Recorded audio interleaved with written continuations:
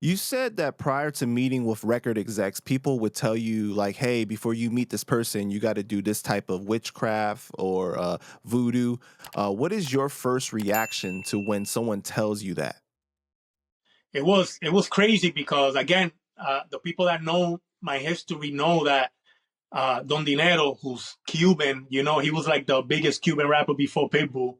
You know, he's the one that kind of like brought me under his, took me under his wing, and like he flew me to Miami, and like that's where my music really like went to another level through him. But he was Cuban and he was into the Santeria, the Cuban voodoo.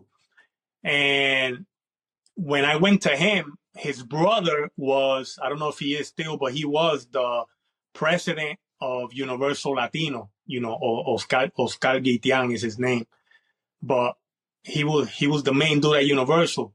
So I'm in Miami, and Don Dinero's really trying his hardest to get us a record deal as a label, as a label.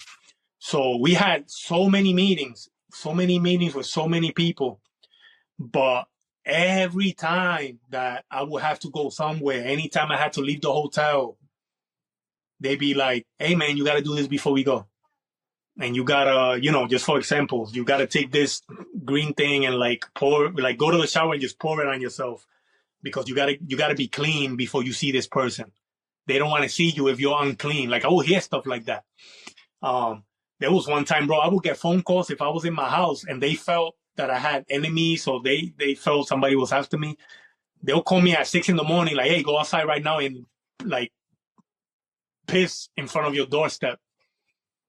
I don't know why, but they will tell me crazy things like that because somehow they felt like their gods and their santos and stuff like that were protecting me, right?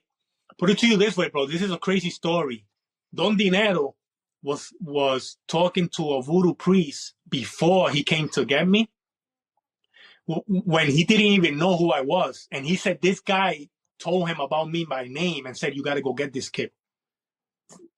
He said, if you want the success that you're looking for, go get this kid. Gave him my name and everything. True story. That's what they told me. And so there was the power in that was real. Like I saw it with my own eyes. I saw dudes. There was one time it was 3 o'clock in the morning, and I'm staying. They used to drop me off in Voodoo Priest's house. Like if there was a deal that was happening or a meeting, they would drop me off somewhere in Hialeah and be like, "Oh, we'll come and pick you up tomorrow." And I would be in a house with a voodoo priest. And I remember at 3 o'clock in the morning one time, I'm hearing a party downstairs. I hear music, I hear people, pa pa pa pa. And I go downstairs, and it's just the dude by himself, no music, doing some voodoo stuff. And I'm like, I just heard the music, I just heard the people. So a lot of crazy stuff that I can't explain happened to me back then, but I knew I didn't belong in that, and it scared the crap out of me. And that's what brought me from the music really back into the streets, and me trying to do everything in the music through the streets and trying to get the money in the streets so I can continue to do the music. So I ended up walking away from that, not picking up calls. There were people threatening my life, like, "Yo, we got the Cuban mafia after you. Like, you're messing up this deal." And I walked away from it. And I thought I was doing good, but again, I ended up in the streets again, and the streets really it swallowed me up, man. Wow, so Don Dinero was pushing this on you? Man, I don't like to speak negative of him because I got a lot of love for him, a lot of respect for him. He's a dude that I saw with my own eyes that would have gave his life for me. Don Dinero would have given his life for me. He would do anything for me. But he was in this religion.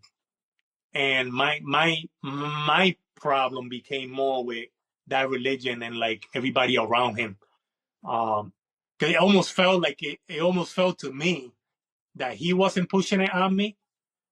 It was the people around him, but he was really deep into it. So a lot of the stuff that I saw was people that were around him, But again, I don't like talking negative of him because, you know, that loyalty and respect is still in me.